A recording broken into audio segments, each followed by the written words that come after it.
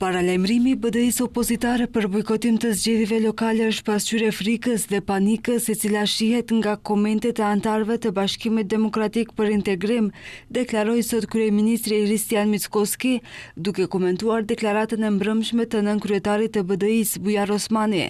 Osmani mbrëm gjatë emisionit Daily Click tha se nëse nuk kthehet balancuesi dhe nëse me vendimin e gjykatës kushtetuese rrezikohet përdorimi i gjuhës shqipe, vendin e pret një krizë thellë politike dhe në kushte të tilla nuk do të ketë zgjedhje lokale.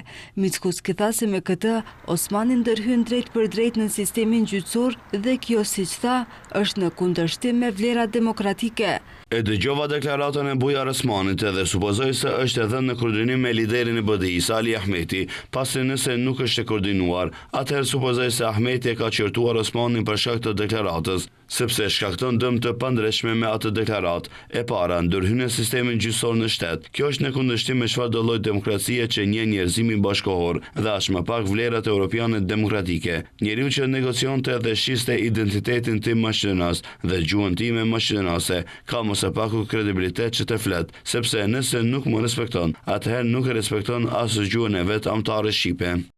Ndërka që pyetur nëse ka takuar ish kryeministri Nikola Gruevski gjatë qëndrimit të tij në Budapest, Mickoski mohoi një gjë të tillë dhe tha se në rast se takohet, do të njoftoj opinionin.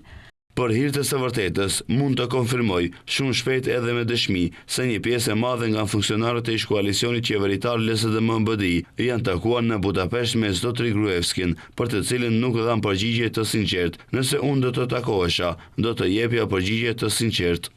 Kujtojmë se më 3 dhe 4 mars u mbajt samiti i qeverive të Hungarisë dhe Maqedonisë së Veriut. Në kuadër të këtij samiti, u mbajt edhe një seancë ndërqeveritare si dhe një takim bilateral mes kryeministrave të dy vendeve. Mickoski pas takimit njoftoi se është diskutuar për çështje kyçe me interes të përbashkët, për forcimin e bashkëpunimit ekonomik, investimet, energjetikën, infrastrukturën dhe perspektivën evropiane të Maqedonisë.